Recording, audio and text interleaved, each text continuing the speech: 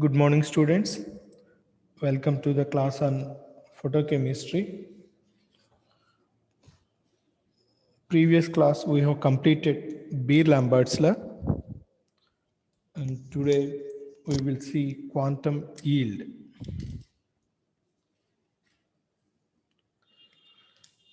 Quantum yield or quantum efficiency, which is denoted by phi.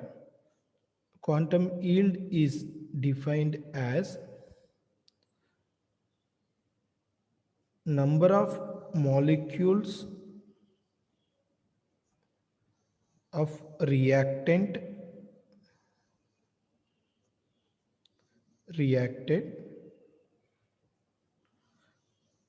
or are decomposed in a given time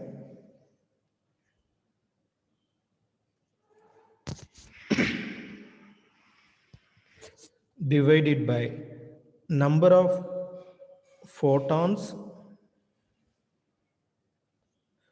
generally we call them as quanta, absorbed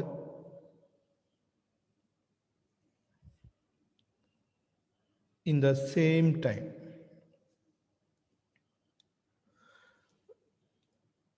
In the beginning itself, we have given that each molecule absorbs one photon of energy in a photochemical reaction, right?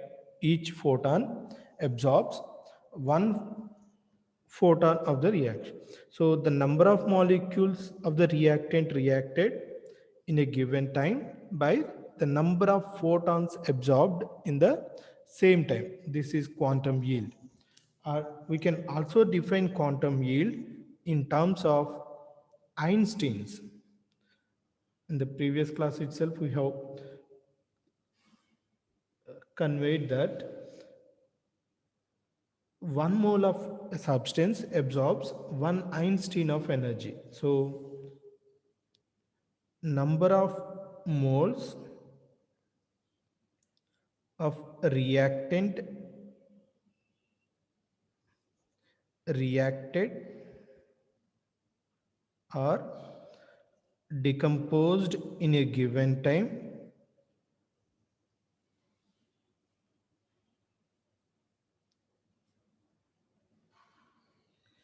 by number of Einsteins absorbed in the same time. Number of Einsteins absorbed in the same time. When we say number of molecules, we need to divide it with number of photons absorbed. When we say number of moles of reactant reacted, then we need to divide it with the number of Einsteins absorbed. Or alternatively, we can also define quantum yield as rate of the reaction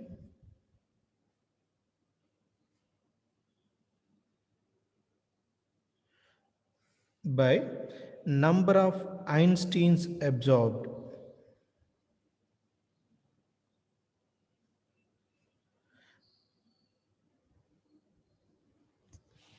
What is rate?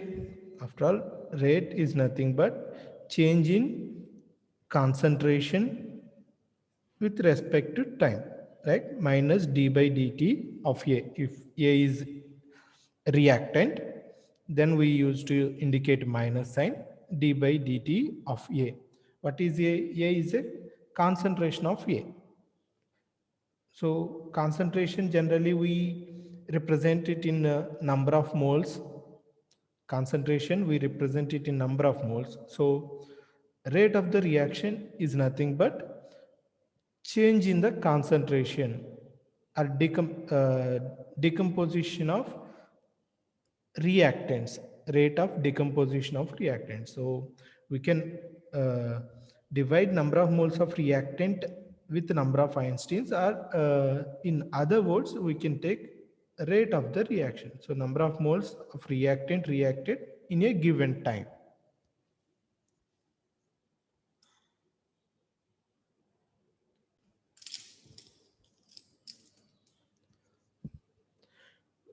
Now I'll give you some points about quantum yield.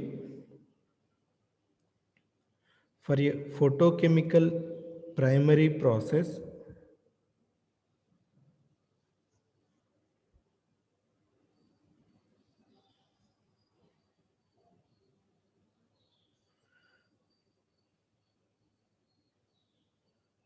quantum efficiency is always equal to 1. For a photochemical primary process, quantum efficiency is always equal to 1. Why?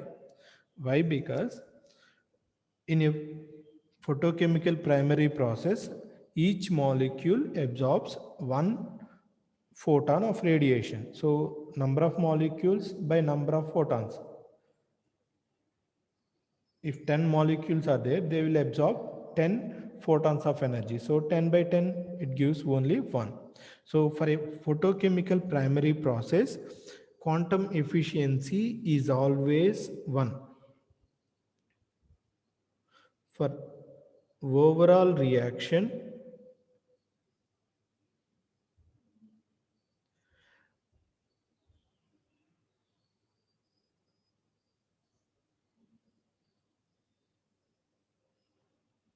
quantum efficiency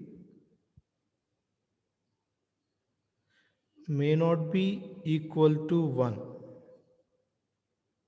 It may be more than 1 or it may be less than 1 also.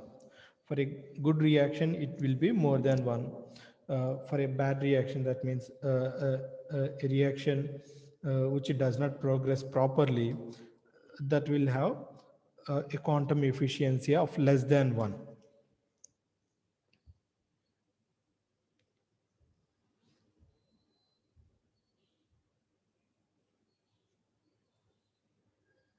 Therefore, quantum efficiency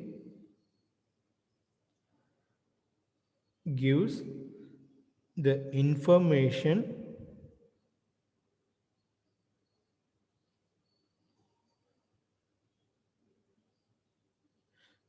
about the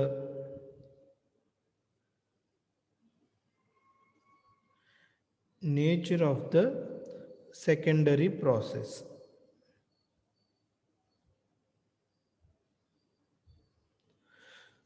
So the overall quantum yield gives an information about the secondary process, whether the secondary process is giving more number of products or it is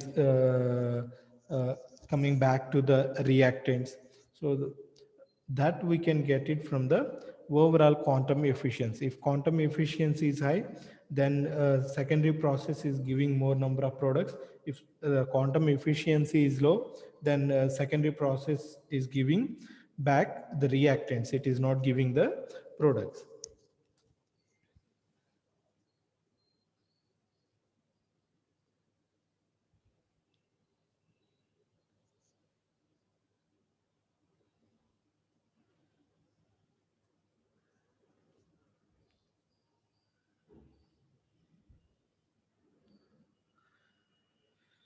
The quantum efficiency may be as high as 10 power 6 or as low as 10 power minus 2 for several photochemical reactions.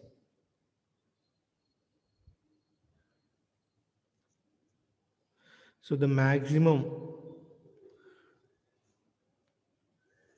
quantum efficiency may be 10 power 6, a minimum 10 power minus 2. So it ranges from 10 power minus 2 to 10 power 6.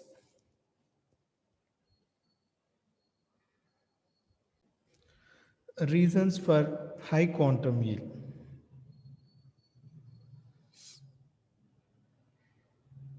Atoms are free radicals which are generated in the primary process.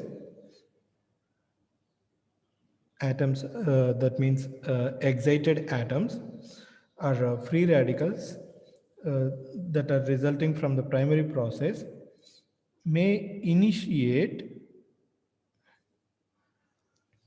a series of chain reactions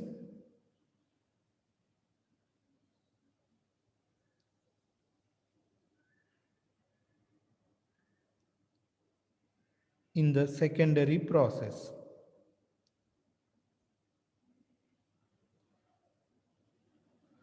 If the secondary process is a chain reaction, that means more and more number of products will be formed in the secondary process. Because of the chain process, we expect very high quantum yield. Generally, most of the photochemical reactions are chain reactions. Most of the photochemical reactions involves a free radical. So they are mostly chain reactions. Because of the chain reaction nature, most of the photochemical reactions will have very high quantum yield.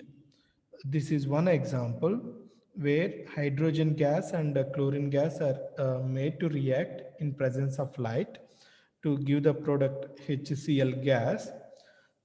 This reaction will have a very high quantum yield.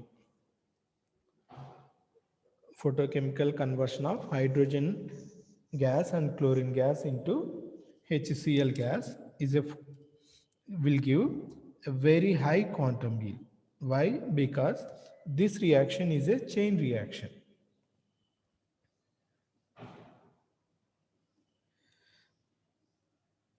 If the secondary process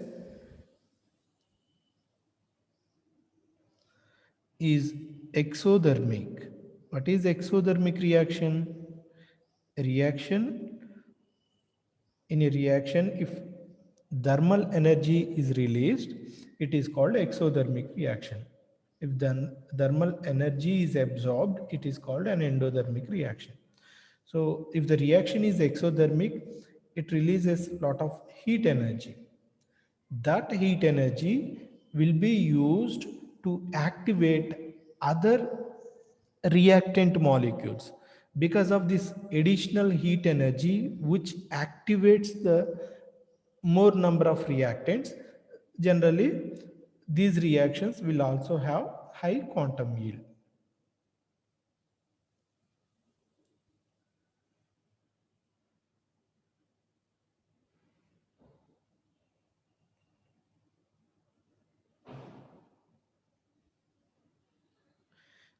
If the secondary process is exothermic, the heat of the reaction may activate the heat of the reaction may activate other molecules,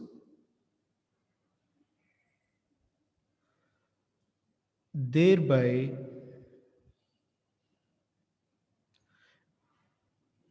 causing them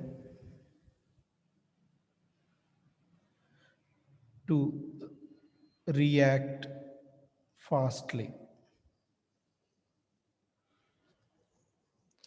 So the energy released in the reaction will be used to activate many reactant molecules so that they will be made to react fastly so that they will result in the products. So these are the reasons for high quantum yield in photochemical reactions. Now we will discuss reasons for low quantum yield.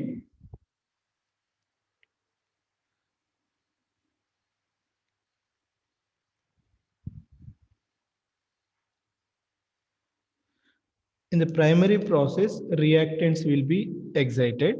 In the secondary process, excited reactants will be converted to products. But if the excited molecules may get deactivated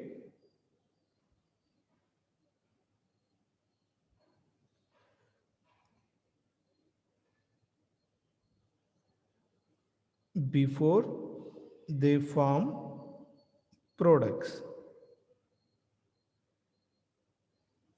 So if the excited molecules are deactivated without forming products, then we observe very low quantum yield.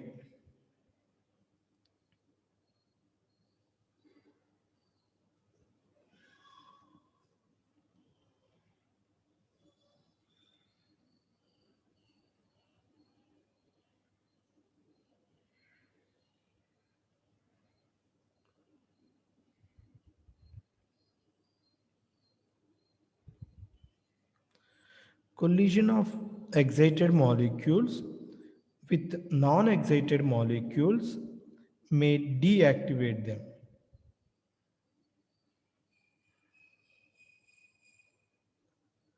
Generally, excited molecules will be converted to products, but if they collide with non-excited molecules, then energy transfer takes place between excited molecules and the non-excited molecules. Because they are losing energy, they may be deactivated.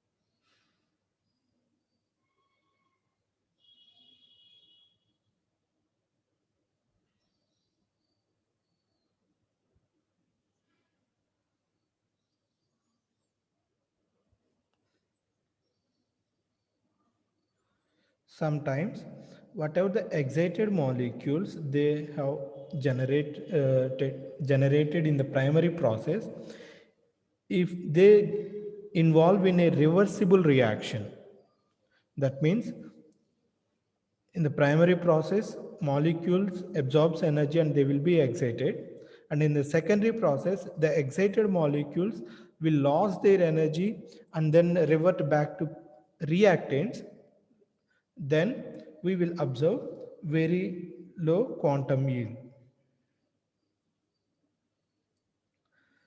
I'll give you an example for this. Hydrogen gas and liquid bromine to give liquid HBr. Generally, this reaction contains a very low quantum yield. Of course, it is again a photochemical reaction.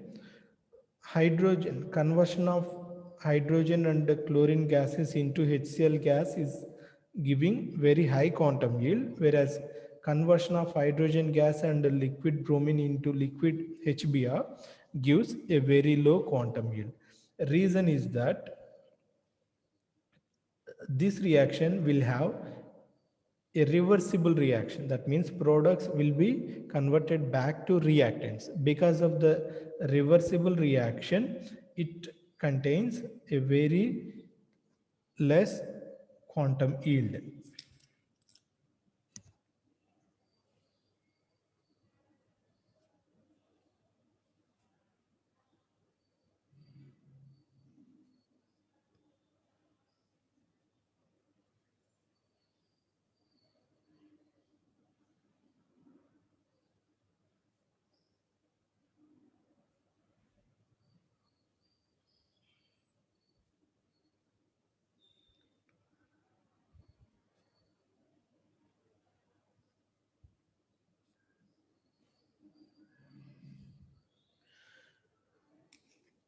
And finally, the dissociated fragments may recombine to form the original molecules.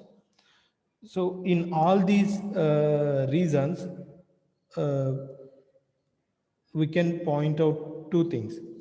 If the excited molecule gets deactivated due to some reason, then it will give low quantum yield. And if the primary process or in the secondary process, if the reaction is reversible, then also it will give low quantum yield.